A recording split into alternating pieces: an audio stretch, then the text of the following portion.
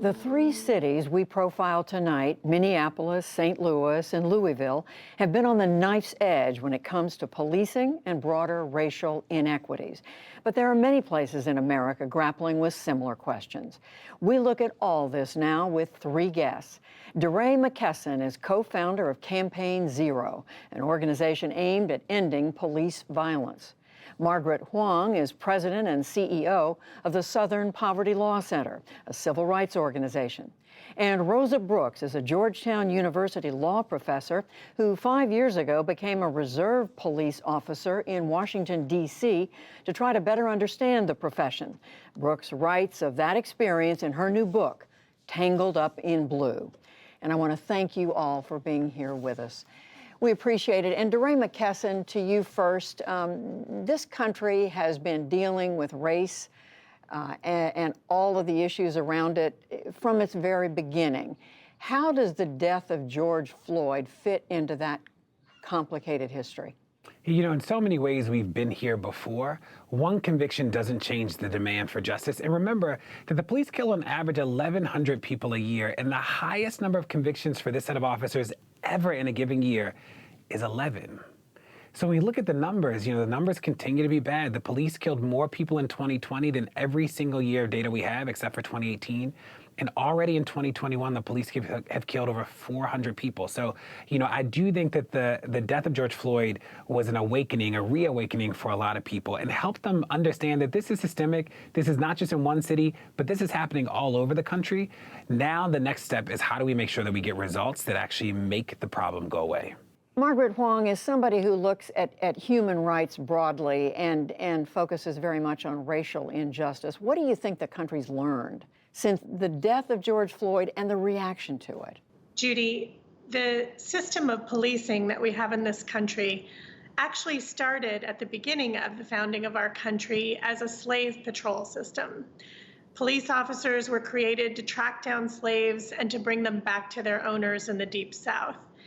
And it's why today we still see remnants of the origins of that system in the way that police are trained and the way that police are responding to situations on the ground.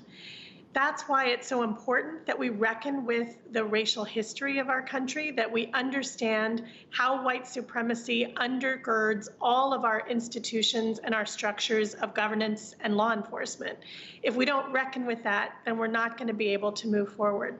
And Rosa Brooks, you teach law, that's your career, but you did take time out to study policing. You became a reserve police officer, as we said, and spent time on the beat. What did you learn about policing in that period? You said at one point you learned how hard it is to be a cop. What did that mean?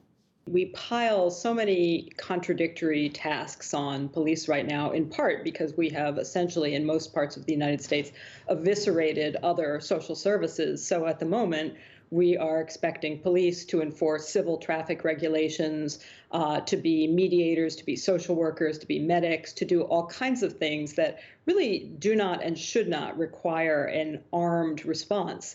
And a lot of those situations end up being really fraught. And for all the reasons that DeRay and Margaret have already highlighted, the more you have contacts and enforcement contacts between armed police and members of the public, the more possibility you have for things to go badly, fatally wrong. And given that, DeRay, what are some things that would make a difference in this country? I mean, your organization looks at it every day. What would make the most difference, and what do you see in states that are already moving to try to make changes? One of the biggest misconceptions is that people are like, the police are above the law. And you're like, they're actually not above the law, I would say, is that they actually just have their own set of laws. Like, that's a part of the problem, that it's just a completely different standard for the police. So we look across the country, there are 20 states that have what we call Police Officer Bill of Rights, that are state-level protections that essentially protect the police from accountability. So like in California, the law says that any investigation of an officer that lasts more than a year can never result in discipline, regardless of the outcome. That doesn't make sense. In Louisiana, the law says that officers who engage in misconduct get 30 days before they can even be asked any question. Maryland is actually the first state that ever had one of those laws, and importantly, this year, the first state to repeal such a law. So there is progress happening. There is hope. The use of force policies matter. Restricting no-knock raids matter. Police unions have a lot of power, and breaking that power so that we don't inhibit rules around accountability is actually a really big deal. So those are some of the things. In the George Floyd Act, there are some good things that are in it. And I know that Cory Booker's team and a host of other people are working on revision. So I think that the next set that we see will have even more of the demands that have risen up from community over the past year. Margaret Wong, as you listen to this, as you listen to the remedies that are out there, whether they are enacted or not, which ones do you see making the most difference? Judy, I think one of the most important things to do is to actually acknowledge the history of the Confederacy and to put it away for once and for all. In this country, there are still more than 1,700 symbols of the Confederacy, monuments, statues, buildings named after Confederate generals. These every day are a signal to people of color, and particularly to Black people in this country, that they're still not equal. And if we're going to make this change happen, we have to eliminate the symbols that perpetuate the undergirding structural racism that is around. Rosa Brooks, connect that to what you see inside the police and how they think about what their job is every single day in this country. I think police are confused. They're as confused as the rest of us. A lot of people join policing because they want to help people. They often were crime victims themselves or close to someone who's a crime victim. But the job makes them quite cynical, in part because you're seeing people often in the worst moments of their lives. They're angry, they're distressed, et cetera. It can lead police officers to feel like there's nothing much good in humanity. And that cynicism, I think, is a reason that suicide kills more police officers each year than every other cause combined. I think also police officers, like the rest of America, are really struggling. And in Washington, D.C., for instance, where we do have a majority Black police department, where some of the types of reforms and changes that DeRay was talking about have improved the department significantly in the last 20 years, we have a lot of officers who are really, I think, struggling because they want to be doing things that are good, but they recognize that they're caught up in a system that in all kinds of ways does perpetuate racial injustice. And DeRay, coming back to you on that point, what message do you want to send to individual police officers about how they see their job and how they treat all Americans? Yeah, in some ways, I don't think this is really an issue about the individuals. I'm mindful that the individuals do make choices, right? So when the police say this is hard, it's like you choose to kill somebody, you choose to harm people, like that's a choice. But I'm also mindful that we need to move away from policing as a response to all crises or conflicts in communities, right? So when I hear people say police now, I just swap that out with the phrase person with a gun, because that's really what people mean. And it's like, do you need a person with a gun to respond to somebody with suicidal ideation? You don't. Do you need a person with a gun to be the person that tells you that you don't have your tail light on? Like, you don't, right? The police actually are the first people to tell us that they're doing too much. They're not social workers. They're the first. And the moment that we agree with them and say, cool, let's move away from policing and go to preventative work or social services or other interventions in conflict that are not people with guns, then they freak out. And I think that we actually just have to normalize this understanding that there are a host of ways to deal with conflict that are not calling people with guns, which is what the police are. And the one place where I would disagree slightly with DeRay is I think it is possible to enlist police officers themselves in being part of that change. Because I think when you shift the conversation from, we just want to take away your resources, but leave you doing exactly the same things you're doing now, which makes officers go, how? Whoa, that doesn't work. And change that conversation to, what do you do now that you don't think you ought to be doing, that you're not good at? What do you do now that is not effective because there aren't other city services that can be there and be supportive of what you do?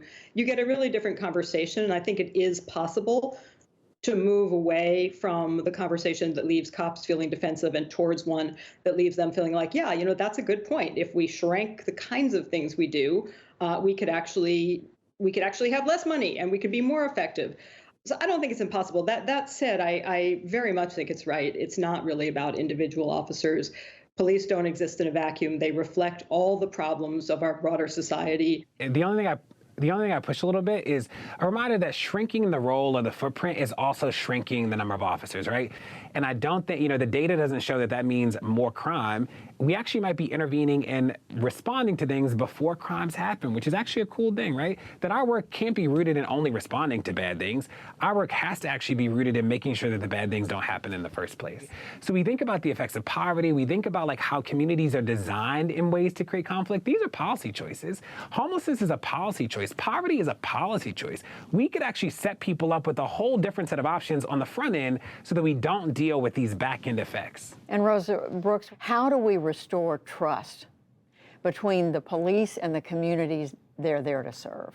It is not an uncomplicated story, that when you look at public polling on confidence in policing, it's very uneven, but it's not rock bottom. Even in low-income communities of color, there are still plenty of people who do want to work with police. They don't necessarily want fewer police. They want better and different and more responsive policing. So I think it'll happen. I do just wanted to return to something interesting that DeRay said. One of the fascinating things about the COVID pandemic is that crime did not go up. Homicides went up in a number of American cities, but overall crime actually went down. And that's interesting both because it was during a period of extreme economic hardship for many Americans, and it was during a period in which police in many municipalities, not all, but many, adopted a deliberate policy of reducing the types of situations, the number of situations to which armed officers were sent, simply because every interaction created a risk of infection for both the officers and everybody else involved. And the sky did not fall. So we're just coming out of a forced natural experiment in what happens if you reduce the amount of policing for minor things in many communities. And so far, the results suggest that you don't necessarily get more crime, that you can do that and nothing terrible will happen, which in itself, I think, is a really hopeful indicator for those who think we should be doing a whole lot less policing and, frankly, criminalizing many fewer minor misdeeds. And something else that has come out of... Go ahead, DeRay. I just want to say, what did stay constant during the pandemic, though, was police killings. The police killed more people last year than they did in every other year we have data for except for 2018. People weren't even outside. And Margaret Huang, this question of restoring trust to the extent it was there, how do you rebuild, how do you recreate trust between the police and the communities they're serving?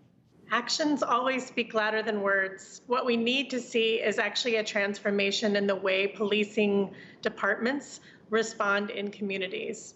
And I think we have some interesting models that are now being adopted across the country, and we have a lot of interesting conversations happening about how police can show up differently in communities. What we need to see is buy-in from the police, but also from the elected officials who oversee them.